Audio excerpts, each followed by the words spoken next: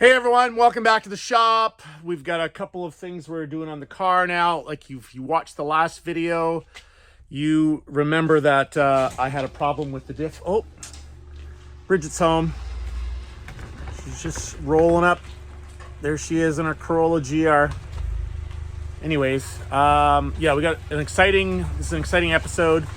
We got some changes made to the car, and I have the assessment for what it's worth. Hi! Say hi to the YouTube channel. So, wait till the end, and I'm gonna show you what the Camaro was appraised at. All right, let's get to the task at hand. The diff had a... I'm not sure if the bearing got pounded out of it, like the pinion bearing, or if it was just a loose nut that holds in the front. But you see, I pulled that out. It's really easy with these. To pull the center section out, all I have to do is pull that plate, the drive plate, I think it's called, off. And then the axle just slides out a little bit, either side. And then I don't have to remove the brakes or anything. This is all still fully functioning. Anyways, so while it is out, at the last event, well, let me flip the camera around. So at the last event, if you watch the video of me on course, I was actually on the rev limiter. 7,100 RPM is where I have it set at. I was on the rev limiter a long time. And so looking at the GPS, that was 69 miles an hour. 69! Nice. So I want a little higher speed than that red line second gear. So since I'm already getting the diff fixed, I am getting the gears changed. So I had 411s in there. I'm going to a 389 gear, and that should give me another 6 mile an hour or so in second gear. And I'm changing the limited slip from a Detroit locker, which was way too aggressive. I don't know what I was thinking. I'm changing it to a Torsen T2R. So it's a torque sensing diff that my friend Chris Kunkel, Uncle Kunkel Racing, is donating to the project. So I'm going to Nationals this coming week, and I'm meeting him there, and I'm going to get the diff and bring it back, and then they're going to install it in for the Camaro. So yeah, what else is getting changed here? Gear ratio and the limited slip diff. Oh yes, and I also have the drive shaft dropped off for balancing, because that is probably the root of the whole problem, was an out of balance drive shaft. It's an aluminum drive shaft, 4-inch aluminum, and it's supposed to be very robust and good for a lot of horsepower. But the machine shop says it's kind of common. These aluminum drive shafts get dropped in shipping or something, and they get a little wang in them or something. And anyways, I don't know. But what else would cause it to vibrate like crazy and knock that nut off that holds the thing in place? And since I'm already got the diff out and the exhaust had to come off for that, I am going to do a few alterations to the exhaust. So let me flip the camera around again and show you that. So this is the passenger side, and you see this, all that there, that is a sign of leakage. It's been leaking at this joint here. Now, being that it is an oval exhaust, it's really easy to clamp it tight on either side, but in the top and bottom on the big flat part, it's really hard to clamp it there. And I did not use sealant. I didn't use any kind of high temp sealant, so it had a leak there that you definitely could hear when you were beside the car. And both sides did it. And so that needs to be fixed. Also, there's a few places on the exhaust that just barely touches the floor and like thumps against the floor. You can just make it out. So I've marked those spots, and I'll be making some slight alterations to those. Oh yeah, see that one's, see, it's all leaking there too. I'm gonna make some slight alterations to that. I bought these mufflers here to put here. That's where I was going to put them. And I thought maybe they'll knock it down a few decibels. But you know what? Everybody loves the sound of the car in real life. And It's really not that obnoxious, or it's not that loud. I don't think I'll be over sound at Nationals, so I'm not going to bother with those. Maybe I'll keep those for another project. And what else? What else? Oh, also, I have my McLeod hydraulic throwout bearing. I think in a previous video I went over this, but there's in the middle of the throwout bearing, there is a threaded sleeve, and that threaded sleeve, let me move some stuff out of the way here. That threaded sleeve is used to set the gap between, see, look at how organized I am. This is my operations manual for the Camaro. This contains the instructions that have come with every single part that I have bought for the car. It's all here. So let me find that McLeod hydraulic clutch, and then it'll have a diagram, and I'll be able to show you what is the problem. This is the differential I have in the car, the Pro HD case. So yeah, so this here, the bearing inside there is what is the problem. This nut came loose. And then that was rattling, and it made a horrible noise. So, oh, here we are. So this is my McLeod dual disc clutch. Okay, so 2 discs, great, awesome. Tells you how to do all your measuring and all that stuff. Throwout bearing. Okay, so here we are. So that is, and here's a diagram or a picture of the throwout bearing. You see this silver thing here, it's threaded. So you thread that out until you have the right gap, the right amount of play between this and that. That's the diaphragm of the clutch, and this is the throwout bearing. It actually spins around. So now what happened is that at some point that sleeve there spun itself in when I started driving the car this year. And I don't know if it has, I can't remember if it has locking screws or if it's supposed to be Loctited in place, but all I know is it spun itself in, and then the gap between this and that became so big that I pushed on the clutch and it would push this out and out and out, but there was nothing pushing it back again until it maxed out, completely maxed out. And when it was at its max, it wouldn't release the clutch. So when that happened, and that happened the very first time I drove the car on the street, I had to start the car in gear and drive it home without using the clutch.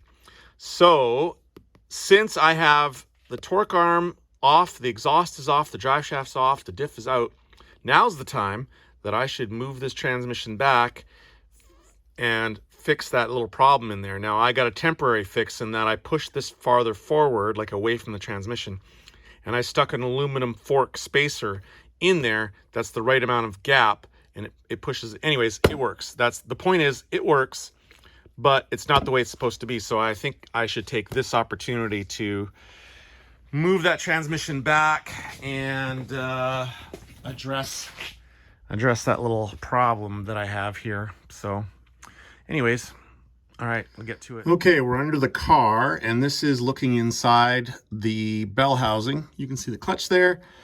You can see the throwout bearing, those little fingers, those are for the diaphragm for the clutch.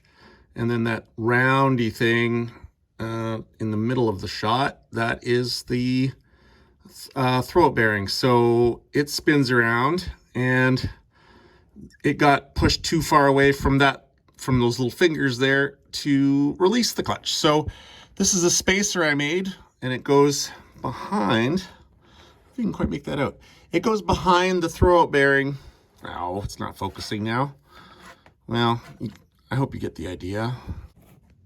It goes behind there, and it pushes that farther forward so that the clutch releases. So now's a good time to fix that problem. Okay, I got it out of the car. Man, well, in some ways it was easier than expected. In other ways it's like, oh, what a struggle. But anyways, so this is the bottom side. This is the side that goes against the transmission, and then this is the side here that spins against the pressure plate. Okay, so this is the adjusting collar. You can see it was all the way in, right? So this is supposed to go, you know, you're supposed to adjust it out so you have correct clearance here. So I'm going to have to go under there with a caliper and get that correct. And then this, it doesn't seem to have any kind of set screws or any way of stopping it from, I'm looking at it. I don't know. I'll read the directions again, but I mean, it has these flats, but there's no, I don't see any. Let's see here. I do not see any way of stopping that from rotating. Maybe it has to be Loctited in place. I don't know. But I'm definitely going to Loctite it in place. Actually, I don't know, this one was leaking a little bit, so I may get another one of these. But first thing, yeah, these are just have O-rings in them. So if it's leaking, I can just get new O-rings and put those in there and save myself $500, because that's what this is. That's what a new one of these goes for.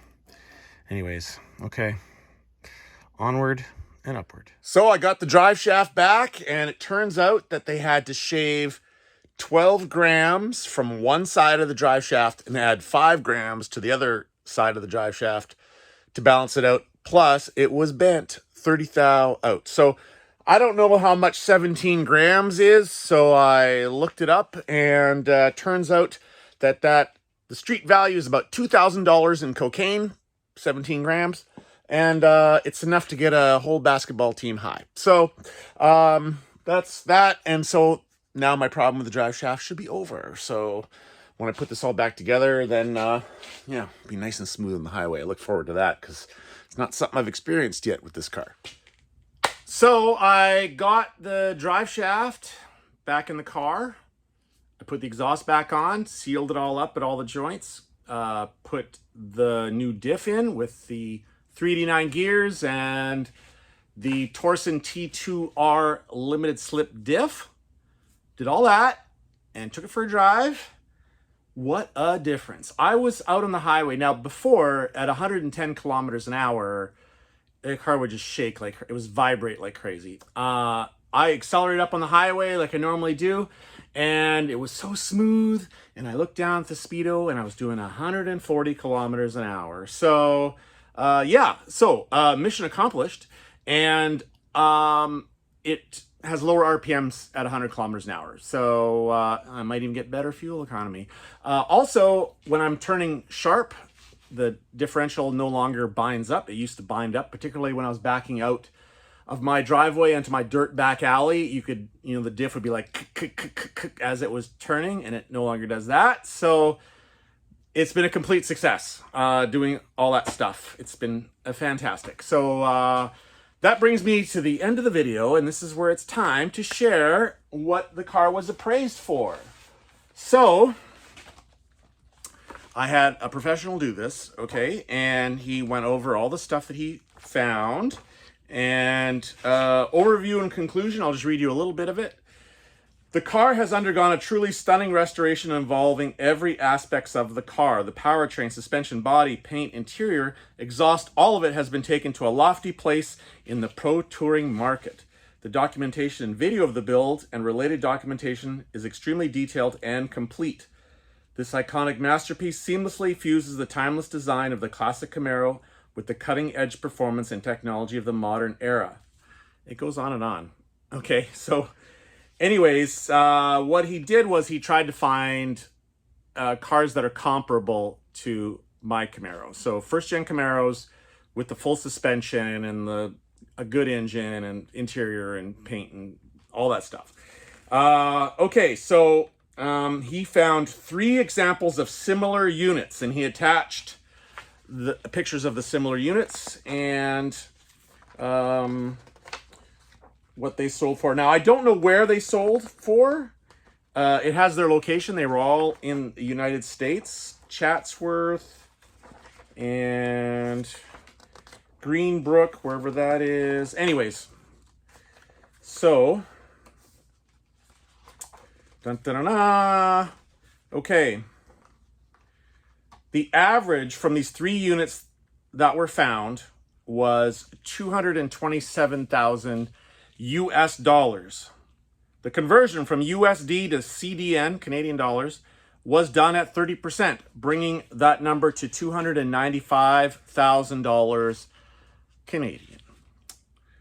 So it is, and he finishes it with, in my opinion, based on my review of the car in its current condition and market analysis, at the time of the report was prepared, that a fair value for the subject vehicle would be in the 295,000 to 300,000 Canadian range based on current market conditions.